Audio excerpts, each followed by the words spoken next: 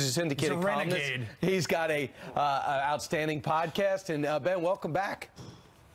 Hey, how are you? Ben, first off, the #1 story in America, even though it should be about the State of the Union, is about the intrigue beyond this Devin Nunes release. He evidently revised at the request of the FBI some portions of the memo, causing Adam Schiff, the ranking member on the Intelligence Committee, to say we have to re-vote on this or it should not be released at all. I doubled down on that.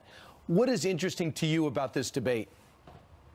I mean, the only thing that's interesting to me about the debate is the obfuscation of the actual underlying material. I've been calling for the declassification of as much of this as possible because we just don't know who to trust. Either somebody's lying or everybody's lying, right? Either Nunes is exaggerating the malfeasance at the FBI or the FBI is fibbing about its own malfeasance or everybody is exaggerating everywhere. We're not going to know that until not only we see the underlying memo, but we also see the underlying classified information as much as is available for release because we don't know who to trust. And I lay a lot of this at the hands of the Obama administration. It's pretty clear at this point that the Obama administration was impeding the Hillary Clinton investigation with the help of the FBI, or at least players within the FBI. And we don't know to what extent the FBI was involved in some sort of nefarious activity with regard to the Trump campaign or whether they were actually doing their job. We're not going to know any of that until we actually see this stuff. So right now it's a lot of speculation and a lot of innuendo about stuff the American people haven't seen, and that's forcing people to choose between narrative storylines for which they have no evidence to support. Right.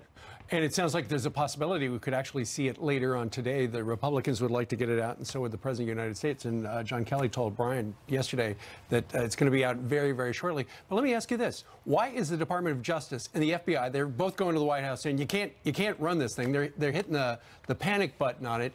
Do you buy into the whole deep state thing, or is it something else?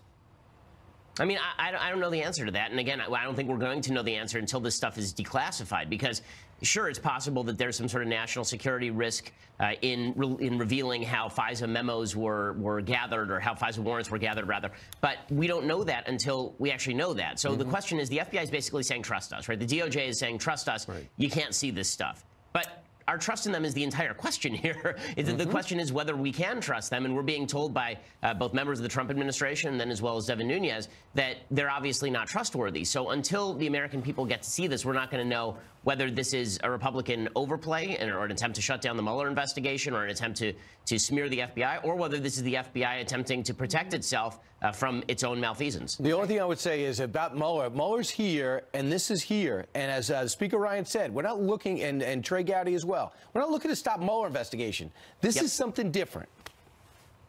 Yep. I mean, and I think that's the key distinction that Republicans ought to be making. They ought to be saying, listen, we can look, it's our job. I mean, we are an oversight body. It's our job to oversee an institution that we created. And so it's our job to look into what the FBI did with regard to the Hillary investigation. We're not trying to shut down the Mueller investigation. If they make that clear, it looks a lot less politically motivated, I think. Okay.